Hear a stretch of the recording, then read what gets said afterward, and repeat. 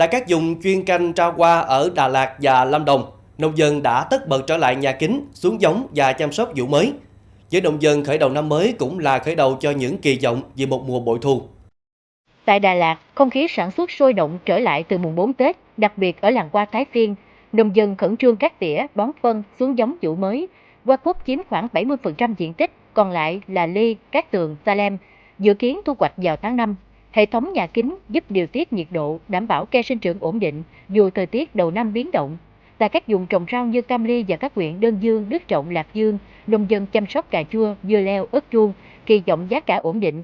Theo Chi cục Trồng trọt và Bảo vệ thực vật Lâm Đồng, vụ đông xuân năm 2025-2026, toàn tỉnh gieo trồng khoảng 4.242 ha hoa, sản lượng ước 1 tỷ 700 triệu cành.